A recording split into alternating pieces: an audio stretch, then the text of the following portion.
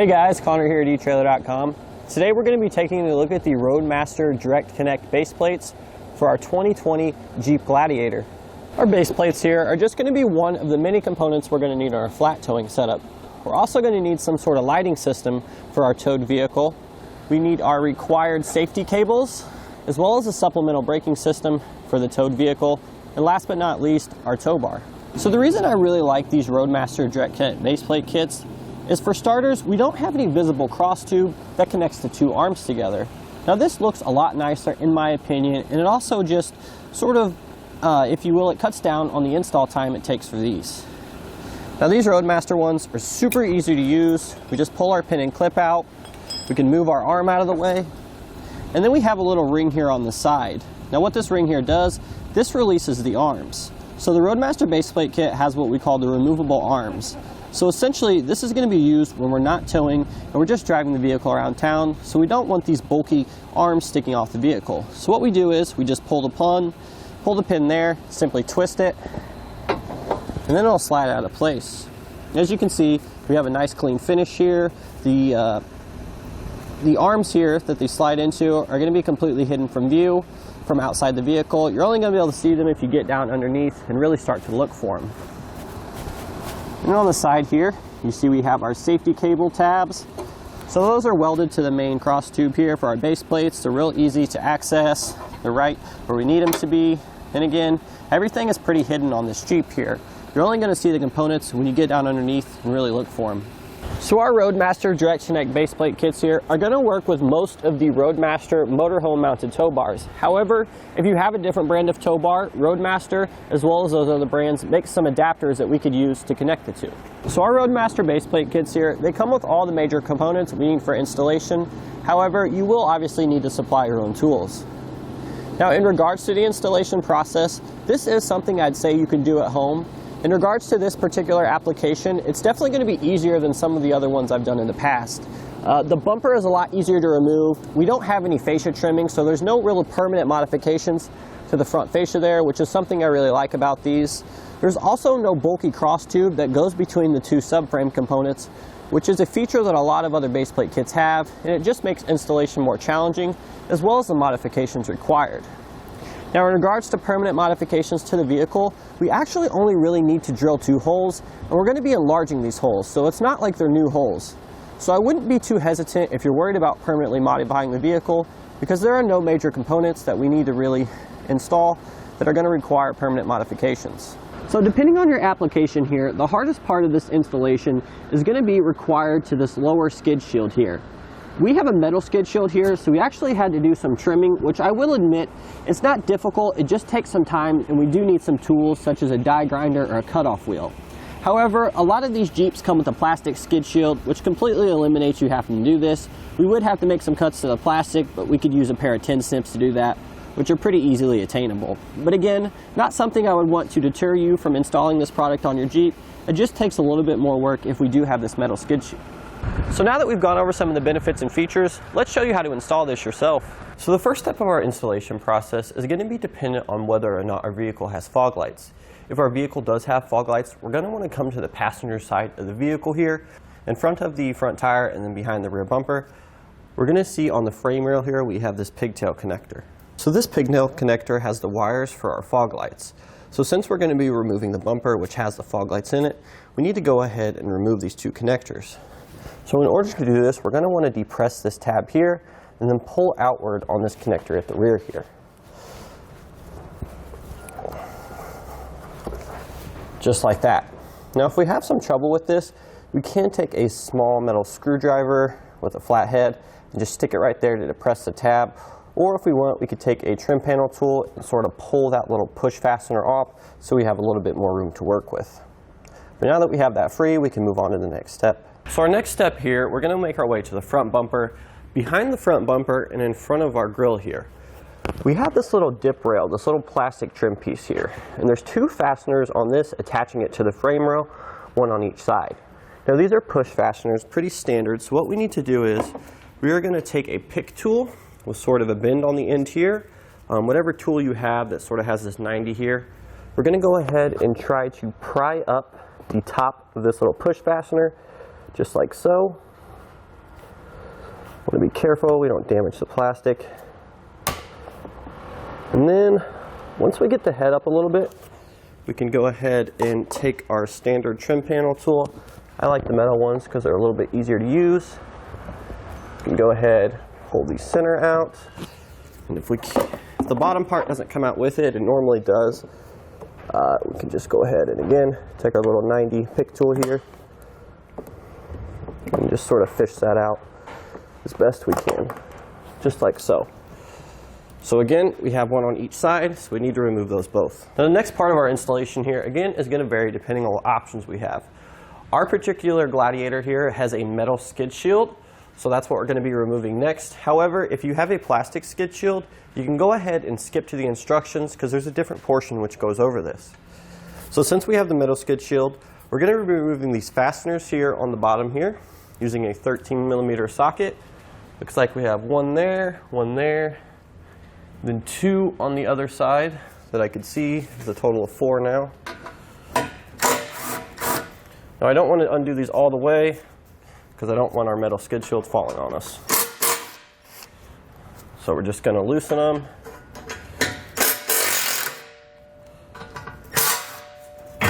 So yeah, it looks like it's just those 4 fasteners there, so we'll go ahead and remove the bottom 2.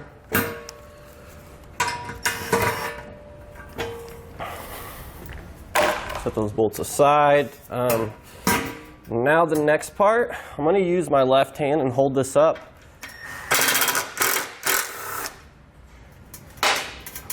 And hopefully it doesn't come crashing down.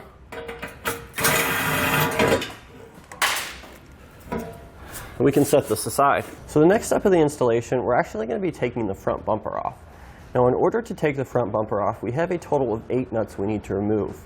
We're on the inside of the frame here. We see we have 2 nuts here, which are going to be holding the bumper to the vehicle's core support. Now we have 2 on the inside on each side, and we also have 2 outside the core support on each side. So we need to remove all 8 of these in order to get the bumper fascia off the vehicle. So again, we're using our 18mm socket. I'm using a 1/2-inch drive here because the bolts are on there pretty good. So we are going to need to get some torque on them to take them off. So I'm just going to loosen these off for now.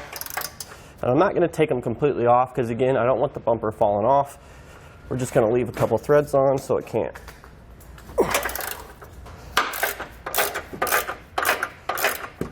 So those are the 2 inside ones. We have 2 more on the outside on this side and then another 4 on the other side. So let's go ahead and remove those. So we're down to 2 bolts now on each side. Once we get these the majority of the way off, I am going to leave a couple threads. So again, we don't have to worry about our bumper falling off. So now once we have most of the bolts removed, I went ahead and left the 2 top ones on the outside. And the reason for this is I'm going to be able to reach into the fender well here and undo those by hand while I'm using my body to press on the bumper so it doesn't fall off.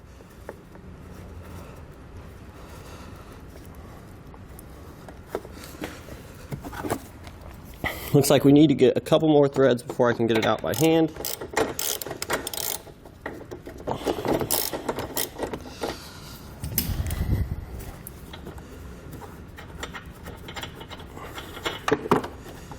There we have one of the bolts. And again, just going to use my body to brace it to make sure it doesn't fall off.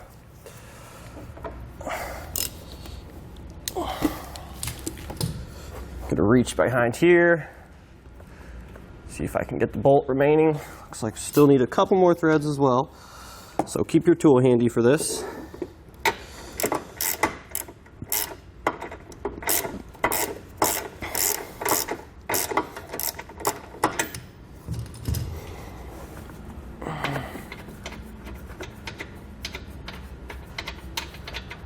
And almost got the last one here. There's our last bolt. So now we should be able to just take our bumper off. Slide it back and forth.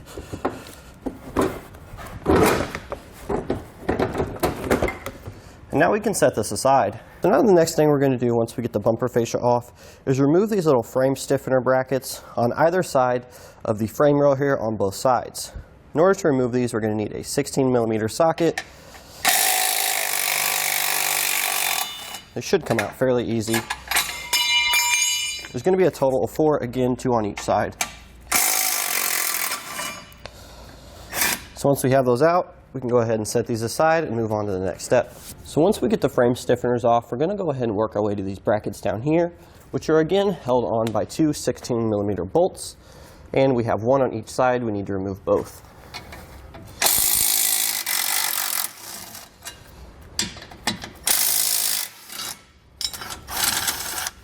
So our next step here, we're going to need to enlarge some holes on our brackets and on the frame rail here.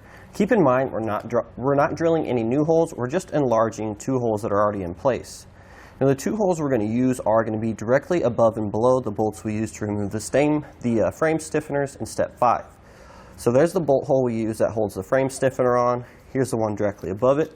So we're just going to give us a slight little indication and mark that one, and here's the one directly below it. So these are the 2 that we're going to have to enlarge to a 1/2 inch diameter. So before we enlarge our holes in the frame, we want to go ahead and set our base plate tab up on the vehicle just so we can again double and triple check that we're drilling the right holes. However, there's going to be a bracket in the way. It didn't say to remove this in the instructions, but this is obviously going to have to come off before we slide the bracket up on there. So we're just going to go ahead and remove these brackets on each side of the frame at this time using our 16mm socket.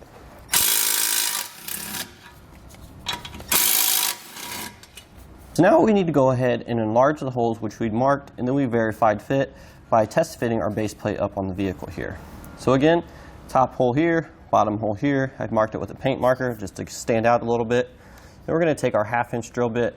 If you have some trouble getting the 1/2 inch drill bit through, we can go ahead and work our way up using a smaller size. And keep in mind, for this top one here, we need to enlarge this to a 1/2 inch hole.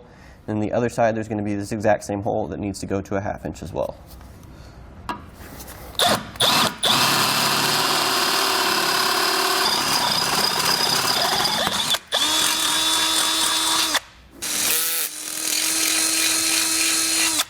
Now we're going to go ahead and take a black paint marker.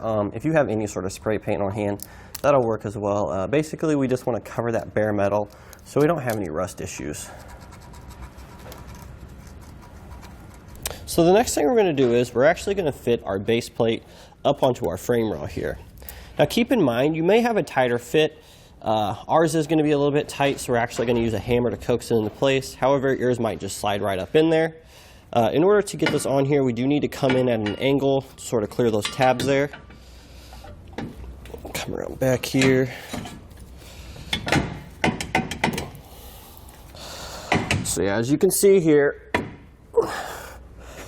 we can't really get it in any further by hand. And we need this little hole here to line up with the one up there, this one there, and so and so. So what we're going to do is we are going to take a hammer here, just sort of lightly as we can, I guess you could say, try to get those holes to line up and get it in place. So if you're worried about damaging the finish on your base plate tab by hammering it in place, then again, that may not be needed. Yours may just slide right up in there. However, we can use a block of wood, sort of hit it to help coax it into place without damaging the finish.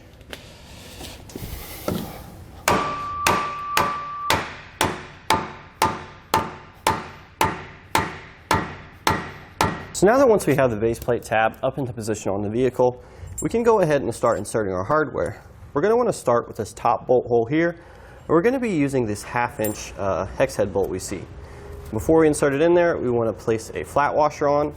And then we're also going to take our spacer block here, and we're going to insert that between the frame rail and the base plate. There should be a pretty obvious gap there. So we're just going to line that up. And again, on the other side, we're going to take our other spacer block here, insert it through that hole, try to line everything up. And then we can come around on the back side here. And we're going to want to use 3 bits of hardware here, which we can see. We have a flat washer, a lock washer, and then our hex nut. And before we put those on, we'll come around to the other side here. And we're going to place a dab of red Loctite on the threads here. Just a little bit is all we need. Then we can come back with our flat washer, our lock washer, and then our hex nut. We're just going to hand tight that for now. So then again, we're going to use this other 1/2 inch bolt we have here on the lowermost hole. Insert it through with our flat washer. Then we're going to use the same combo that we used on the other side. However, for this bottom one, we don't have any spacer blocks like we did up above. So again, take our Loctite.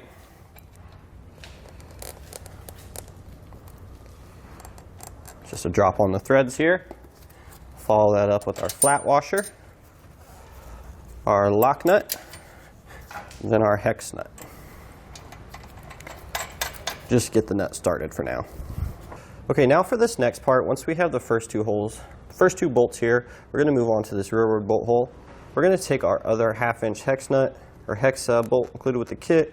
Again, just another dab of Loctite. Please keep in mind this Loctite is required and it doesn't come with the kit. So I do recommend picking this up from eTrailer when you order your base plate kit. So we're going to have our lock washer, our flat washer, and then we're going to have our nut plate here. So what we're going to do is we're just going to fish the nut plate up into the frame here and try to line it up with the hole we have. Get it as flush as we can.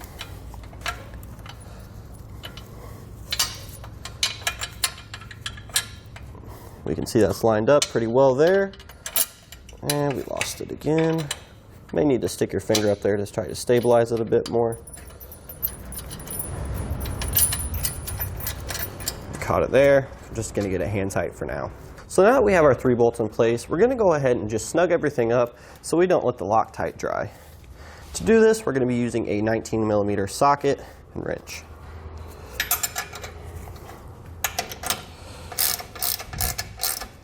Again, this isn't the final torque sequence, but we are just going to snug everything up for now.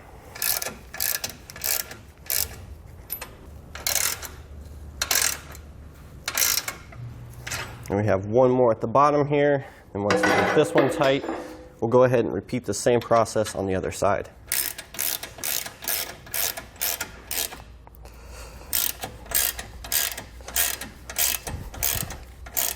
So the nut plate is actually going to be pinned in upside against the frame rail, so we don't have to worry about getting a wrench on it. That should be good for now. So now we have one final bolt we need to install on the side here. So we're going to go ahead and take that, and again, just a dab of our red Loctite. There is a factory weld nut that we're going to be screwing this into, so we don't need any hardware on the back side. And we can go ahead, take a 17mm socket, zip that down. So now we also have one more bolt on the inside here, which was used for our factory frame stiffener. So we're again just going to take the factory bolt here and our 16mm socket. So now before we repeat this process on the other side, we have Roadmaster's 3 factory bolts in here. We do have one more bolt which we need to reuse that we used to take off the factory frame stiffener. So we're just going to go ahead and insert this. We have one on each side of the frame rail here. Use our 16mm socket to zip that down. And again, we have one on the other side here. Can zip this down as well. Once those are zipped down, we can go ahead and move on and repeat the same process we did for this on the other side of the vehicle. So now for the passenger side here, what we have found is there's actually not going to be a hole to enlarge at the top frame rail here. So what we've gone ahead and done is we've installed the side bracket here, or our base plate bracket, excuse me. And what we're going to do is we're just going to use this as a template to drill our 1/2" holes on either side. Now I do recommend starting out with a smaller drill bit for this portion because we are going to have to make a completely new hole.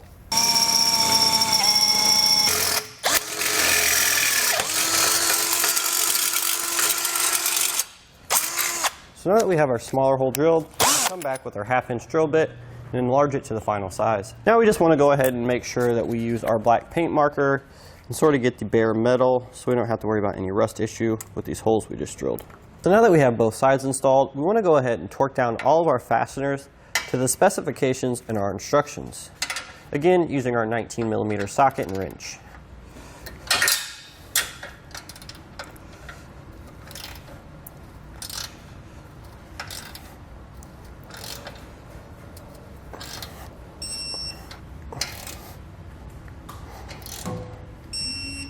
And don't forget to repeat this process on the other side. So now our next step here is to reinstall our lower rock guard mounts, which we removed in step 6. So we're just going to use the factory hardware, place these in the factory locations. It should fit only one way, so it should be pretty easy to determine which side goes where. If you didn't mark this when you took it off the vehicle, we're going to use our 16mm socket to zip these down.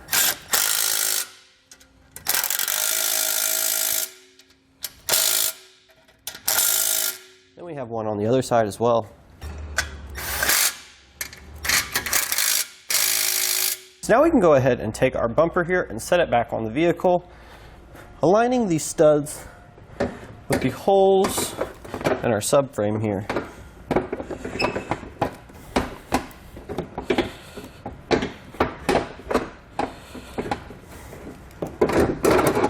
Just like that. Then we can take our nuts that we took off earlier, just get a couple threads started to hold it in place. We can go ahead behind it and tighten everything up. Don't forget, here on the passenger side frame rail, we do have our fog light connector we need to reattach. We should hear it click into place just like that. And now we're just tightening up our factory bumper bolts, starting with the inside ones and working our way out.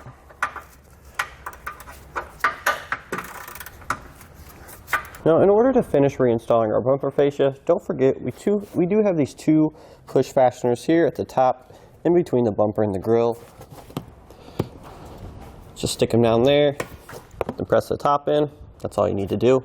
And again, we have one more on the other side as well. So the next step we have here is to go ahead and trim our metal splash guard here, our rock shield, skid shield, whatever you want to call it. Please keep in mind this process is going to be specific to the Rubicon, so there may be a different set of instructions and measurements and cutting you need to do depending on if you have this metal splash shield or not.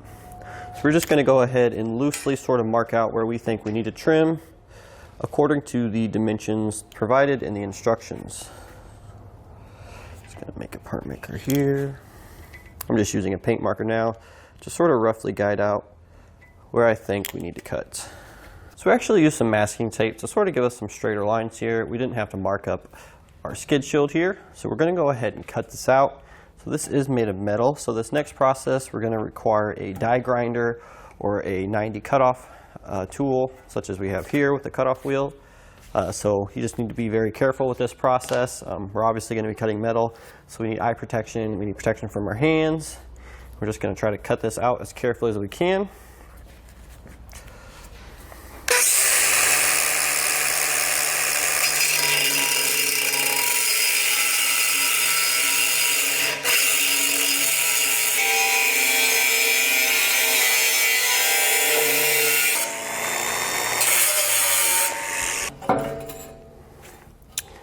Now we see we have a pretty good cut out here. We're going to go ahead and grind down the edges with a little grinding disc. We're going to repeat this process on the other side, and then we can go test fit it on the vehicle. So now, as you can see here, we have our rough cuts made, so we can allow the tabs and the safety chain loops on our base plate to clear the skid shield here. So before we go ahead and secure this, we're going to go ahead and clean these cuts up using a metal file here. And then we're going to coat all the bare metal surfaces with our paint marker again that we used earlier.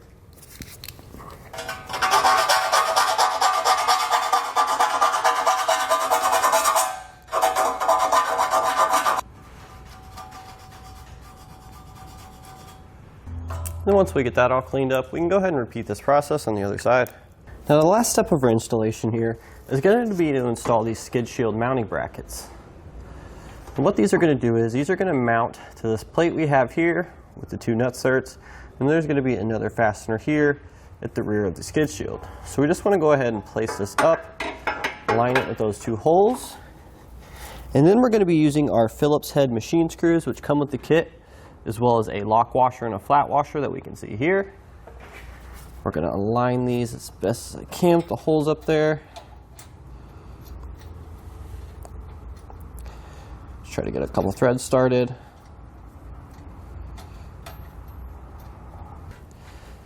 There we have one. Go ahead and take our other one. It's going to be kind of hard to see, but it is directly below that. Just going to have to feel for it. And we're just going to tighten these up for now. We're not going to get all the way tight until we have the rest of the fasteners in place. So our last connection point is going to be here on the bottom of the skid shield. We're going to be using our factory bolt as well as a flat washer, a lock nut, and a regular nut. So we're going to paste the bolt through that hole like so, and then we're going to follow it up on the other side with the flat washer, followed by the lock washer, followed by our hex nut. We're going to have to reach over here in order to get it threaded on. Then we can repeat that process on the other side, then we'll go ahead and zip everything down to tighten it up. So the next thing we're going to do here is going to be to install our bracket for our wiring harness. Now keep in mind this is optional. You can mount this wherever you want, or you can leave it off the vehicle altogether, but we are going to show you an easy way to mount this if you do want to retain this and use it.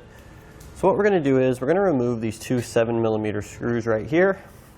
We're actually going to mount our mounting bracket up here. We're actually going to use one of these holes, and then we're going to drill a hole in our bracket here to line up with that hole. That way we aren't drilling any additional holes into our bumper fascia here. We just have one hole we need to drill in our mounting bracket. That's going to allow us to reuse the factory holes here as well as the factory hardware.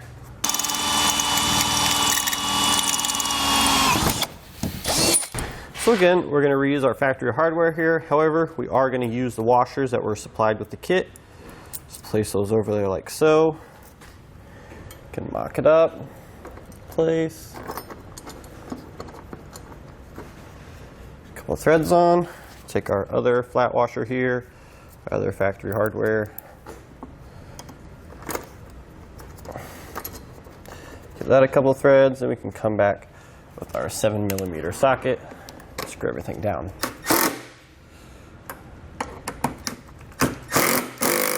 And that's going to do it for the installation of our Roadmaster Direct-Connect base plates for our 2020 Jeep Gladiator.